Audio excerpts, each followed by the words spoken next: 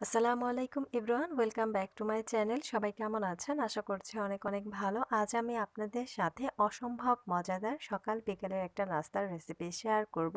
চাইলে কিন্তু আপনারা এই নাস্তাটি বাচ্চাদের টিফিনের জন্য তৈরি করে নিতে পারেন। খেতে কিন্তু অসম্ভব মজার হয়। তো এই নাস্তাটি তৈরি করার জন্য এখানে আমি একটি বেগুন নিয়েছি আর নিয়েছি একটি ডিম। তো চলুন শুরু করা যাক, এটা আমি কিভাবে করছি দেখে নিন। প্রথমে আমি বেগুনটাকে কেটে নিচ্ছি। তো এভাবে গোল করে বেগুনটাকে কেটে নিতে হবে।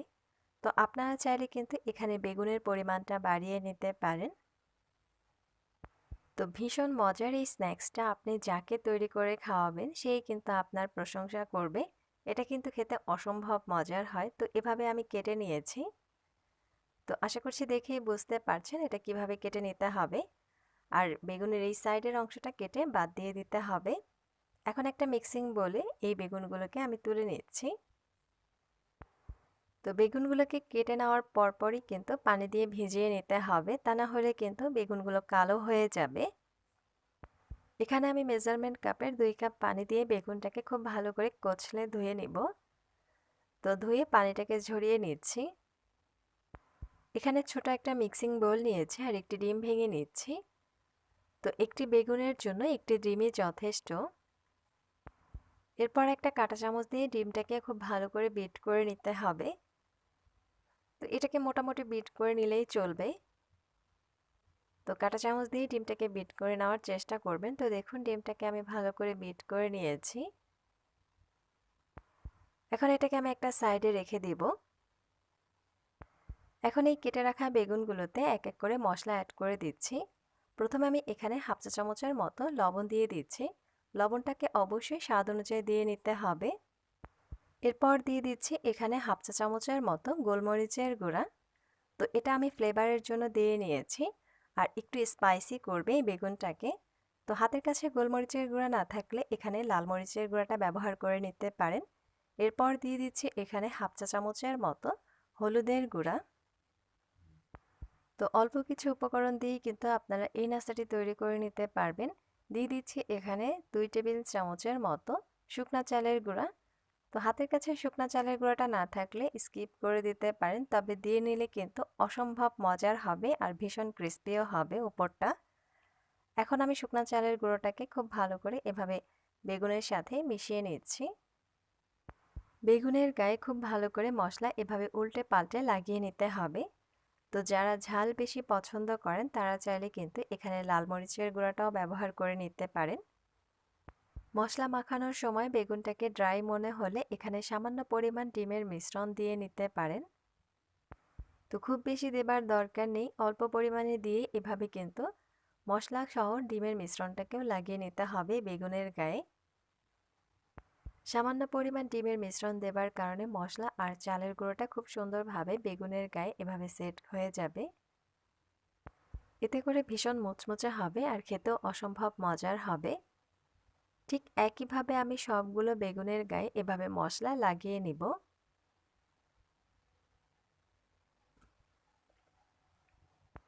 বেগুন দিয়ে এত মজার স্ন্যাক্স তৈরি করা যায়, এটা অবশ্যই কিন্তু আপনারা বাড়িতে একবার হলেও ট্রাই করে দেখবেন। খেতে কিন্তু অসম্ভব মজার হয়। ছোট থেকে বড় সবাই কিন্তু অনেক বেশি পছন্দ করবে। বেগুনের এই স্ন্যাক্সটা আমার ভীষণ পছন্দের। ঠিক এভাবে আমি সবগুলো বেগুনের গায়ে মশলা লাগিয়ে নিব। এখন এখানে একটা প্লেটে হাফ কাপের মতো ব্রেড ক্রাম নিয়েছি। এটাকে আমি একটা সাইডে রেখে দিচ্ছি। তো হাতের কাছে ব্রেড ক্রাম না থাকলে এখানে টোস্ট বিস্কিটের গুঁড়া ব্যবহার করে নিতে পারেন।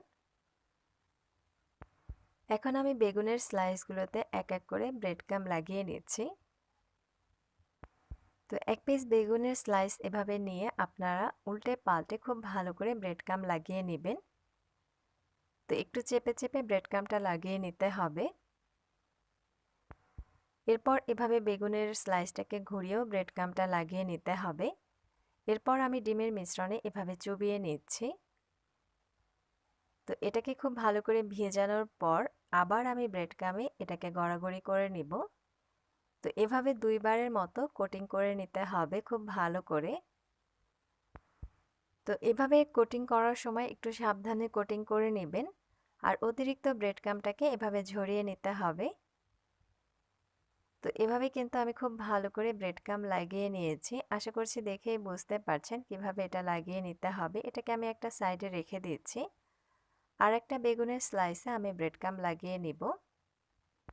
আর ঠিক একইভাবে আমি সবগুলো বেগুনের স্লাইসে ভালো করে ব্রেড ক্রাম্বটা লাগিয়ে নিয়েছি। তো আশা করছি দেখেই বুঝতে পারছেন কত সহজে এই কাজটা করা যায়। এখন চুলায় আমি একটা ফ্রাই প্যান বসিয়েছি আর এখানে দিয়ে দিচ্ছি সয়াবিন তেল। তো ভাজার জন্য পরিমাণ মতো তেল দিয়ে দিতে হবে। বেগুনের এই স্ন্যাক্সগুলো ভাজার জন্য খুব বেশি তেলের প্রয়োজন হয় না, অল্প তেলেই এগুলো ভেজে নেওয়া যায়। তেলটা যখন হালকা গরম হয়ে আসবে তখন এখানে এক এক করে বেগুনের স্লাইসগুলো দিয়ে নিতে হবে। তো একসাথে অনেকগুলো দিয়ে ভেজে নেওয়া যায়। তো একই ফ্রাই প্যানে আমি অনেকগুলো একসাথে ভেজে নিব।